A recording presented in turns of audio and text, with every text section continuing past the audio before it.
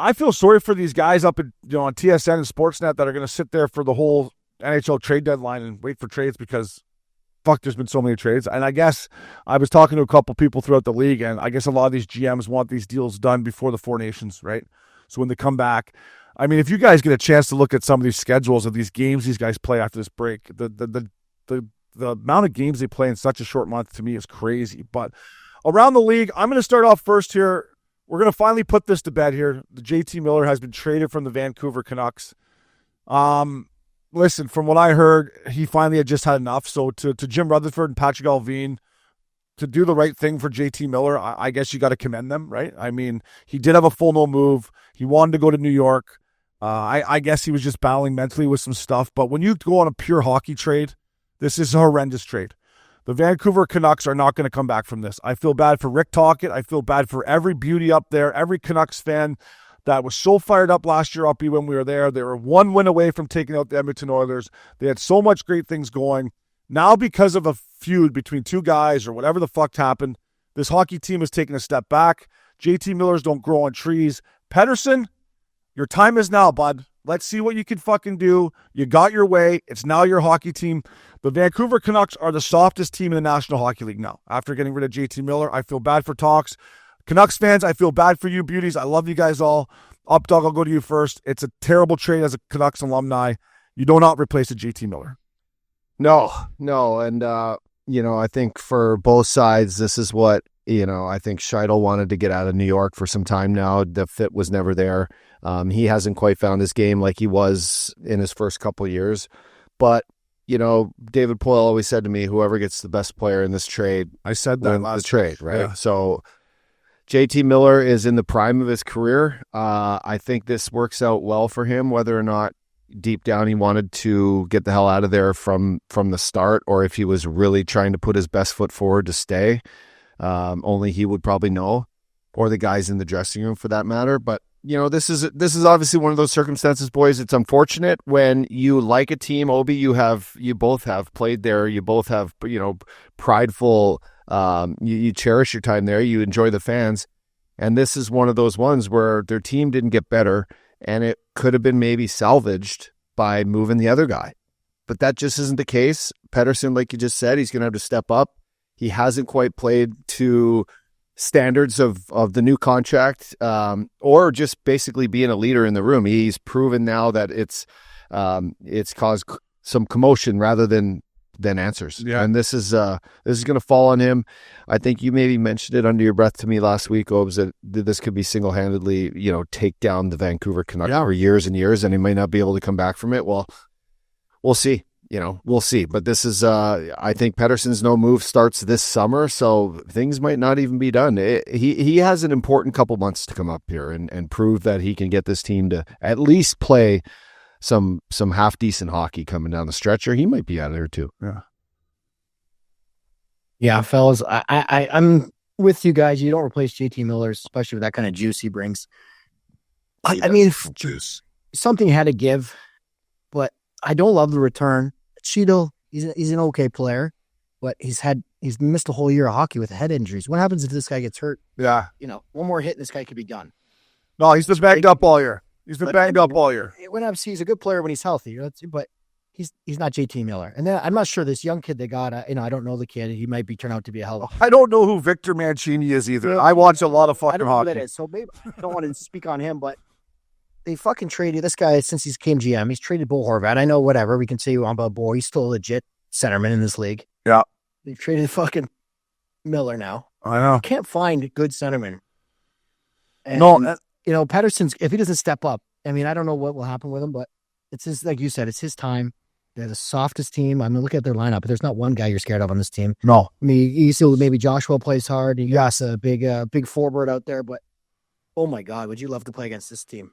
They're a dream. Like to play against their forward group right now. And you're bang on. Joshua and Forbes. I forgot about Joshua. I love that kid's game. Yeah, he's got but I mean, he's not a guy that's going to go out and fight every night. There's not a lot of team toughness here at all. No, this is a soft lineup. Yeah, and I wanted to ask you guys. I love Quinn Hughes. I love him. I mean, fuck, I would love to be his D partner. You know, him and McCarr are the two best players. He's single-handedly, you know, Loop said this the other day, you know, put the Canucks on his back this year, and he has done that. Now, when it comes to him being the captain of the hockey club, is there any, I don't want to use the word blame, but is there any of his inexperience of being a leader, Rich, that if you had a veteran captain in there, like, I don't even know around the league who I could think of, a Jonathan Tavares, or I know he's not the captain anymore, but you know where I'm going. Like, is there any way, like, hey, why couldn't Quinn Hughes, and I don't know the kid, but why could he pull these two guys aside and be like, are you fucking guys nuts? Yeah. We were one win away from beating the Oilers last year, and now you fucking squash it. Let's go win some games.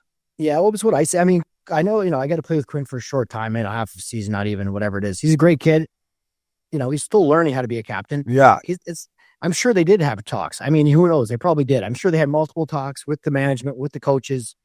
But, what I think they messed up on, I told this guy at my exit meeting, and I'd only been there a short time, but I knew my career was over, and I was just going to tell this guy honestly. And I love JT Miller, great guy. I'd take him on my team. But I told him, you got to surround a guy like JT Miller with veteran players, or you're going to be fucked. Yeah. That's how you calm JT Miller down. You got to have a veteran group that knows how to settle him down at the right times when he gets a little off the rails, because he does. But you want him, if you get him dialed in, he's an unbelievable player, and he's a great guy, but he needs veteran guys around him, or it gets squirrely. And they didn't have enough, Yeah, that's well said. And it's just on Quinn. He's a young captain. No, and listen, I'm not putting on. I love Quinn. And he might have tried. Who knows? I love Quinn Hughes. Point, but. Updog, I think you might have talked about it when this first did happen, right? I'm like, well, they don't make Jason Smiths anymore, right? They don't make fucking Chris Prongers or Vinny LeCavier or guys like Shea Webb. Like, they don't make those guys anymore. Like, so maybe it's not fair to put it on Quinn, but as a young captain, if Rick Tocchet gives you the C, I think you deserve it. I respect Talks more than anyone. But just looking at it from an ex-player, an alumni, like maybe if there was more veteran guys in there, like Brock Besser's not a talkative guy.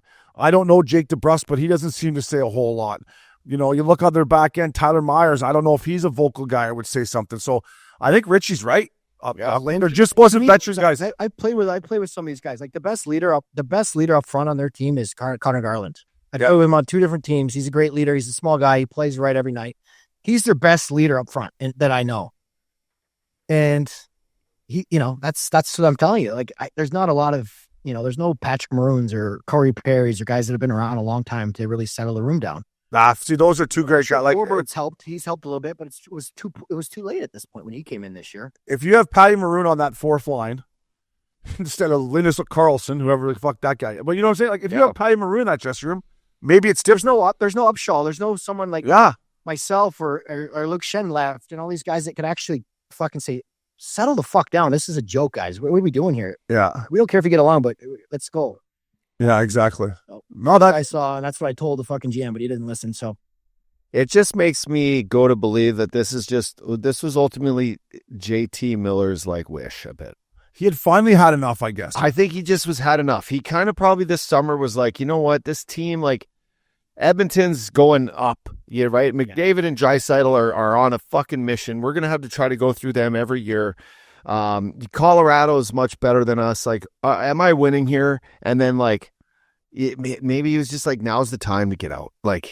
Instead of just stringing along another couple of years. And unfortunately, if it's a Vancouver kid in there, he probably has, I'm not going to question JT Miller's pride, but maybe a Canadian kid that hadn't played New York before is probably fuck it, I'm going to make this work no matter what. This is my team. JT Miller probably took the road of I got a chance, New York's up and down. They're fucking figuring their shit out. This is probably now the time, right? Yeah. I heard his wife was unbelievable in the community, Richie. I heard she was doing great. She's from afar, I think. Yeah. No, I'm just saying, I've talked to some friends in Vancouver, and I'm like, how was, his wife loved it. She was great in the community, good with the, I just think the beatdown of having to listen to the media ask him, and he just said, fuck it. I've finally had and he has been dealing with some mental stuff, I guess. That's why he stepped away. He's just I can see it from that perspective. Get me out of here. I've had enough. I want to go back to New York where I was drafted, where I started. Him and Troche are lifelong buddies from they played junior, midget hockey together, minor hockey together. So listen. And that team. Yeah, I mean, That's a team that gets in, they could win the cup. fucking look, I got money on him too. So when he went to the Rangers, I was like, that's all right. But it's just sad as an ex-Canuck, and you were there last year, right? And they have so many Missin Curfew fans listen to our Canucks fans, and to go from where they were last year at this point to where they are now, and I hope I'm wrong, but I think this is the beginning of the end of this run. I think you may see Brock Besser moved at the deadline. This might be a rebuild. And then I think you may see Quinn Hughes this summer say, hey, I'm out of here. I've had enough of it. I want to go play in the States somewhere. And booyah, you're back to the drawing board. Well, I would say this is that JT Miller's got to feel bad for leaving Quinn Hughes in the dust, I'd say. Like it's his American fucking buddy. I bet you when he signed his extension, Quinn Hughes was like, buddy, we need you here. You're the piece. I'm so glad I got American buddy here. Like, what a year you've had. You're fucking, Talks and you're my co-captain. And like, he probably feels like, fuck. Yeah, it's I'm lucky though. No, I saw Quinn Hughes' interview after the game in Dallas, and he was like, you know what, I'm going to see JT in a couple weeks at the Four Nations. It hasn't really sunk in yet, but yeah, I'm going to miss this guy. And Thatcher Demko He looked pretty defeated though, didn't he? Yeah, he did. He looked like, fuck me, man. How am I going to look? Quinn Hughes He sees the writing. They're going to trade Besser for sure. Yeah. They could trade Garland. Pettersson's going to be there playing by himself with all the other Swedish buddies he wants to bring in. Three Petterssons on one Yeah. fucking lineup. Bring in a couple more Swedes. Bring in a couple more up there. With the same exact name. Yeah. And listen, I hope I'm wrong. It makes me so mad. I hate to bring it up again, but like to be up there last year and to see that city buzzing, Rich, and to go up there and be part of it as an ex-player and remember how it was when I played there and that they were heading in the right direction and everything was going well. And here we are talking about JT Miller getting traded. So I hope I'm wrong. To the Canucks fans up there, keep your head up.